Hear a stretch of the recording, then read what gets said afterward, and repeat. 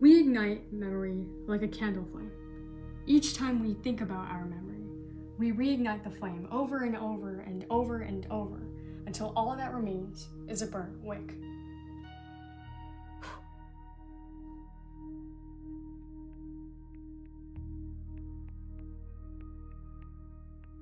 False memories, an idea coined by Dr. Elizabeth Loftus back in the 70s. She studied the brain's cognitive neurology, but more importantly, how often it fails. Forgetting is one thing, but false memories are made when you confidently and incidentally remember a distorted past, when you trick yourself into believing something which never actually occurred. Your brain fills the gaps between the details it doesn't remember with the most logical response it can think of. You could believe that you ate breakfast this morning because you eat breakfast every morning. You wouldn't even reconsider whether you did or not because you're so used to this pattern.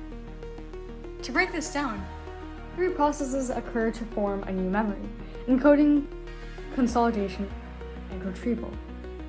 And they occur primarily in the brain's prefrontal cortex, cerebral cortex, hippocampus, cerebellum, and amygdala. Clearly, with so many pieces and processes happening every second, false memories are not at all an intentional remake of events, but rather errors we make subconsciously whenever one of these pieces fail.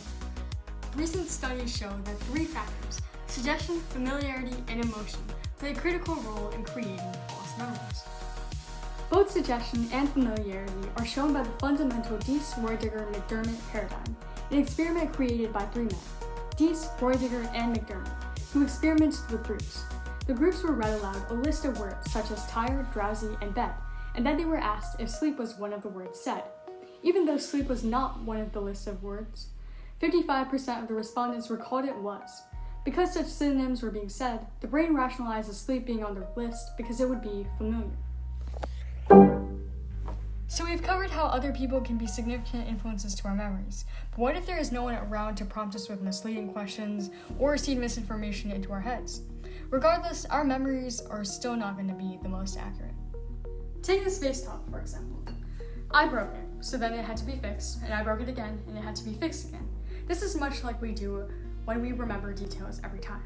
Dr. Ganarajan, a surgeon at NHS, explains, each time you recall something, you're creating a copy of the memory which is less accurate than the one before and the one before that, and so on. Each crack in this top has to be filled and repaired over and over, making it slightly and slightly less how it was when it was new over time.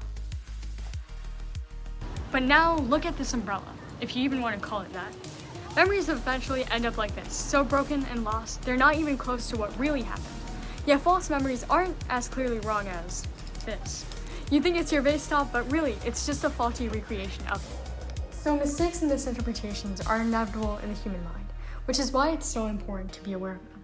The world of criminal law alone is so heavily based on eyewitness accounts and affidavits to succeed. We've seen several instances where witness testimonies can determine whether or not someone gets incarcerated for life. But who's to say that trauma, emotions, or other accounts never influence theirs? Ultimately, the brain is a powerful system. Some go as far as to say it's the most complex system in the universe. Yet the more complex a system is, the more prone errors become. Joan Didion once wrote, "Memory fades, memory adjusts, memory conforms to what we think we remember." With modern sciences, that might just be the truth.